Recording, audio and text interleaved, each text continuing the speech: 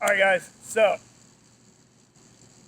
I thought everybody would like to have a back-specific or spine-specific exercise routine that you can do while you guys are at home. So here it is. It's a lot of everything that we incorporate in the office, and we kind of do it in a phase where I call it the crawl, the walk, the run phase, where we start with the basic exercises and the basic movements, and we progress to things that become more difficult, more advanced, more technical, or we add weight to as we go through the process. But for this video, we're just going to kind of add a bunch of things that we do, whether it's the crawling aspect, the walking, or the running part of the program, to get you guys a little bit more of a routine. This is going to take you a little bit of time, but the results and the feeling on the spine is going to be well worth it. So we have a group of exercises that I call the first 5 exercises that we do for posture, and these are the ones that we're going to start with. So the first exercise is we're going to start with the hands out, thumbs pointing forward.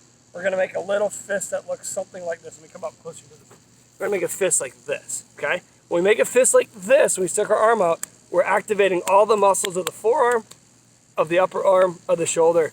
If we make a regular fist, it's more of the lower or the inside forearm, and we don't want that. We want to actually stimulate all of the nerves of our body. I should say all of the nerves of our neck that go into our arms when we do this. This will actually help us tremendously as we go through this. So here's how it looks. So the first exercise, small forward-facing arm circles. We don't want our shoulders shrugging. We want them nice and easy. We actually want to pull our shoulder blades down and back when we do this. And we're getting small circles. And they're always going to go backwards. Okay? If you have a shoulder problem, or you catch yourself shrugging, bring the hands down. That is perfectly okay. And we still want that motion. We're going to open the chest while reactivating the muscles between our shoulder blades called our rhomboid. We want to reactivate those so it can hold our shoulder and our chest open more. This will give us more lung capacity. It opens it up, but it pulls our whole body back. It pulls the head back. Remember, now we have text neck. This exercise will start to pull that back. That's first and foremost. These 5 exercises are first. So these are up and back like this. Second exercise, we're just going to turn and point the thumbs backwards, and we're going to pull them again. If you notice, my feet are roughly shoulder width or hip width apart, and my feet are pointing dead straight ahead as if I'm standing on railroad tracks. Reason for that is if our feet are open, when we walk, we typically land on the outside of our foot. We roll through the foot, and then we push off on the big toe, pushing the big toe towards the little toes, and that is the start of bunions, start of ankle issues, start of knee issues, and the start of hip issues. So our feet really should be pointing straight ahead at all times when we walk. They should be planted that way. That way we get a nice hip glute reaction. It's going to drive us forward when we walk. So exercise 1, arms, thumbs forward, arms coming up and back. Exercise 2, thumbs back, same motion. Exercise 3, we're going to come in, put our knuckles at our temple, and we're going to let our elbows in and open really far back. Elbows in and really far back. Okay? Pretty simple. I'm going to kneel a little bit so you can see this one, but remember this one is done standing. We're going to bring our hands forward. We go from here, we're going to come hands forward. We're going to push our hands away from our body, and we're going to pull our shoulder blades down at the same time. And then we're going to look up, and we're going to hold that pose for 30 seconds. Okay, so it looks something like this from the side. So we're going to push forward, bring our hands up. We're going to push our hands away from our body. We're going to look up, and then we're going to retract our shoulder blades down, and we're going to hold that. We're not going to pump. We're going to hold that pose. Okay? And that's 4, and the last one of 5 is what I call gluteal contractions or gluteal lifts. So when we walk, our big glute muscle should be doing hip extension. It should be driving us forward. That's why everybody does that machine at the gym, right? That's why we always do that motion. If our toes are pointed open, now instead of our glute doing it, our big glute muscle, we're using the small muscles on the side of our hip called glute medius, glute minimus, TFL, just to name the first 3. And so that we're actually walking from the side, we're actually walking more like this each step instead of like this. So glute lift, if you put your fingers at the top of your butt or just below your belt line and you squeeze your butt, it wants to come up to your fingertips. When we first start this, it clinches and the hips and the pelvis drive forward. We actually want the glute to contract upwards. When we think about it, we want it to drive and contract going vertical, not pinching so our pelvis goes forward. That way when we walk and we drive, we're driving that glute forward, okay? So those are the first 5 exercises. They're done in that order for a reason, and it's the way that the body systematically goes through these muscles. We're reducing the overactive muscles such as the chest, the low back, the hip flexors, while we are reactivating muscles that are underactive, like the middle and lower trapezius muscle, the gluteus muscle, the posterior delt muscles, and then we're also the deep neck flexors to try to bring our posture back into a good posture. Because our posture should be roughly the outside of the ankle, the bony part, through between the kneecap and the middle of the knee, to the hip, to the outside of the shoulder, right in the middle, to the ear hole, or the external auditory meatus. That's what your posture should look like. Any deviation from that means that something is out of balance, and then things are going to be wearing and tearing abnormally. So that's the first 5 exercises. I do have another whole video on YouTube going over those a little bit more in depth. But we're going to do 30 reps of everything that we're doing while we move, or 30 seconds of anything we do when we stretch, okay? All of these exercises we're going to go through. So the next exercise that we teach and that we go through with most people is cat and camel. In yoga, it's usually called scared cat. I don't know the second term for the other one, for the second part, but I use it as a mobility exercise instead of a general stretch. A little different. So how that works, you're going to be on all fours. Make sure that your knees are comfortably apart. They're not too narrow that we don't teeter-totter or wobble. Hands apart. What you're going to do is you're going to tuck your chin, push your spine up to the sky, like this. And then we're going to look up, and we're going to drive our belly down to the ground. And we're going to do that kind of in a rhythm.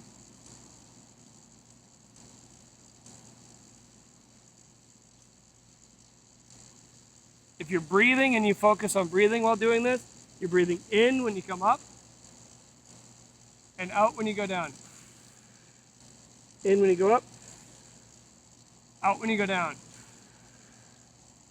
Okay? That's called cat and camel. That's the next one. Also, within cat and camel, if you want to stay in the same position, we can do cross crawl. We did that already once. So we're going to hold this position. We're going to hold good spine. We're not going to dip too low. We're not going to poke it up. We're going to hold good spine. And we're going to go opposite leg to opposite shoulder when we do this. So it's going to look something like this. 1, 2. Okay? From the front, it looks like this. We're going to go 1, 2. What we don't want is we don't want to be shifting when we're shifting to try to get our weight back over our knees. We don't want to shift too much because then we either teeter-totter or not. And we don't want our knees together because then we're really out of balance. We just want them right underneath the hips. And we're going to go in reps. 1, 2. 1, 2. 1, 2. The hard part is remembering that it's this way and it's not this way because then you fall over. That is called cross crawl. And there's another exercise we're going to do right now. It's called dead bug, which is just the opposite of cross crawl, which is now we're going to be on our back. We're going to start, depending on flexibility, your either legs are very straight or they're going to be slightly bent. Mine are slightly bent. And just like cross crawl, it's opposite leg, opposite arm. The goal is to not do this. Right? It's this leg, this arm. We don't want to do this. We're not trying to do this. We're doing it controlled. So it's going to be You can see there's a little hiccup in mine right now. But that's actually cross-crawl, I should say, that's dead bug. That is for front coordination, front core, or rectus abdominis, hip flexor, and basically you're walking. When you walk, as one leg goes forward, the opposite arm goes forward. It's the swing phase, the way the arms and hands work. We're going to retrain those. That will give us more stability in the spine.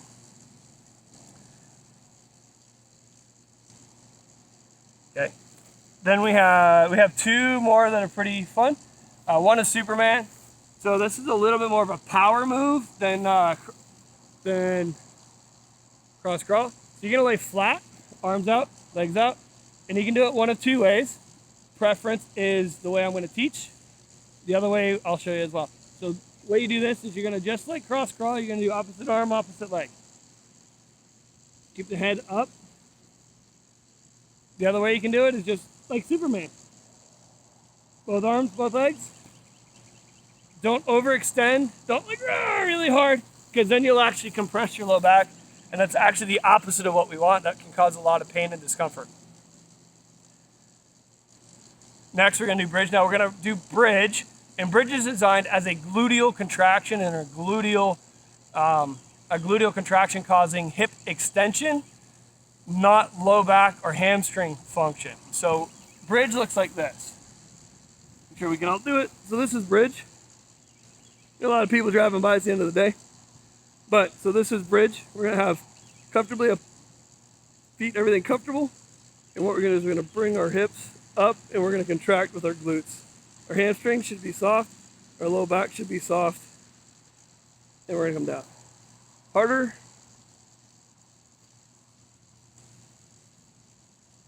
But if you do that and your hamstrings are getting tight when you do this, you want your glutes lifting. You don't want hamstrings. So reach. If you feel your hamstrings contract, go down, try to focus on the glutes contracting. This is a glute contraction exercise, not a hamstring and not a low back muscular contraction exercise.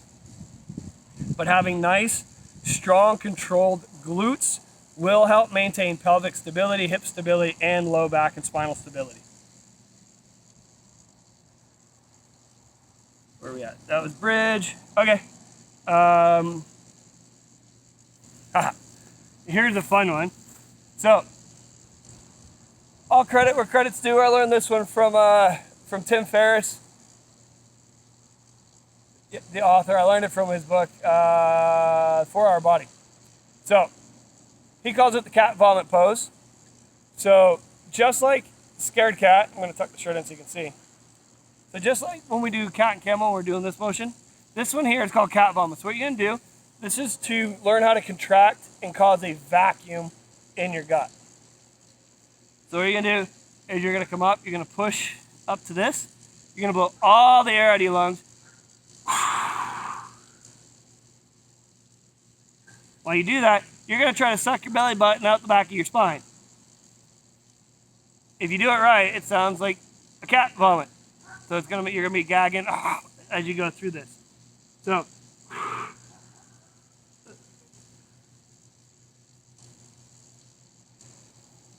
don't try to hold it very long. I don't want you passing out. If you feel not dizzy or anything, don't do that one. But it's a very good exercise to learn how to do the vacuum, how to suck the belly button back and get all of the other muscles of your stomach to contract. We're going next, upper trunk rotation. So this one's done, you can do it two different ways, okay? End product doesn't matter. You're gonna get them all the same way. So first way that I teach, usually is we're gonna start in this position here, hands together. Let me back up a little bit so you can actually see everything I'm doing. So hands together here, feet up together. And what we're gonna do is we're gonna open, arm and hand, open. And we're going to hold that. This arm isn't doing much. If you need to hold your leg down in place, by all means you can.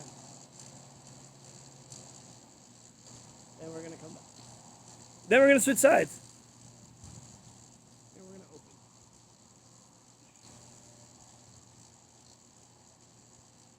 pretty easy. That is upper trunk twist. That's actually going to work on the upper part of the spine with the ribs, the mid-back, the thorax, the upper chest. It's going to help rotate that spine, get a nice stretch in there. You're going to feel most of it though in your low back. Just how it works. But it's really going to do a really good number to get that spine to rotate the way it should. Your low back only has about 10 total degrees of rotation. Your mid-back makes up the rest of the rotation, another 40 to 60 degrees depending on the person.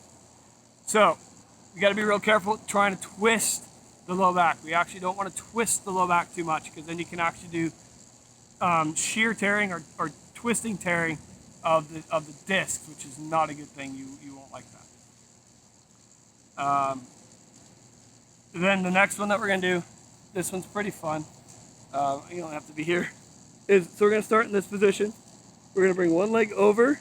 Make sure you clear your ankle past your leg. Don't put it on your foot, okay? That's a better view. The foot is the side that goes to the ground. So we're going to push our hands are down. We're going to push. We're going to let our hips stay. We're going to rotate. We're going to gently turn our head away from our legs. And then we're going to activate our hips and we're going to push our knee away from us.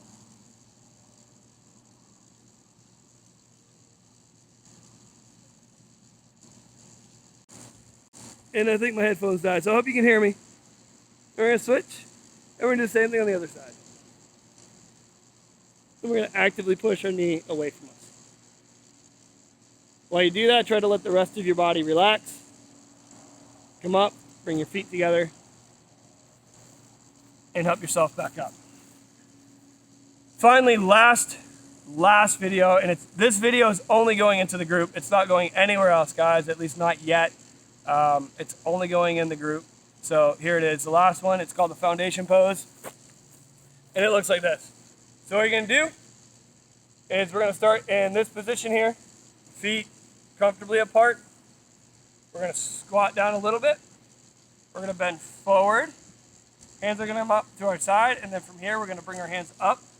We're act like we're holding a ball. And we're going to continue to try to press the ball back behind our head while we hold this position. And then we're going to slowly try to stand and extend our legs. Okay, so it looks something like this. Here, squat down, bend foot, keep the back, arch the back a little bit, hands here, bring them to this position, look up, try to bring the ball behind our head, and then we're slowly going to extend our legs. Until you feel that in the back of the hamstring, you feel it through your whole back. That's a basic foundation pose. There's another level to that, and we'll go over that another day, because we don't need to today. This is all we got to do today. So this is a longer video. Again, it took me 16 or so minutes to get through this, teaching it. It'll take you a good 15 to 20 minutes to go through all these exercises. If we are moving or doing reps, it's 30 reps. If we are holding a pose, it is 30 seconds. And the 30 reps, say cross crawl, that is total. So 15 each hand. Dead bug, 15 each hand. If you want to count them that way, it's 30 total reps. That's it, guys. I mean, it's pretty simple. Cat vomit, just do once or twice. Don't try to hold for 30 seconds. That's the only little caveat. Just do that a handful of times. You can do each of these stretches more than once. You don't have to stop at one. You can do them multiple times. Just make sure you do each side equally right now. Especially since I don't know anybody's postural hiccups to fine tune those exercises for you. So I hope this is very helpful. If it is, please give a like, a comment, and you can share this with everybody. I'm only putting it in the group for you guys, but feel free to share it around. Bring friends into the group. This is for you guys. This is to help everybody out, because we're all in this stuff together, and we're all a lot of us are sad that the gym is closed, sad that life is kind of taking a pause. And so I hope you can hear me. I know I can hear the AC running in the back. But that's it for the fitness today. Do these exercises. They're here for you. So I hope you enjoyed it. I hope you get some benefit out of it. If you have any questions, put them in the comments. If they are personal questions, very specific to yourself, shoot me a message. Don't put them in that. If we really need to sit and talk about it, we are starting telemedicine. That way it is truly protected and everything else. We're starting that tomorrow. Announcement will be made for that for anybody that needs it. But this stuff, guys, keep moving, keep stretching. I hope this gives you some benefit. This will give you a nice, strong midsection. You guys can always add planks in there as well. So, all right, guys, I will see you in the next video. Maybe.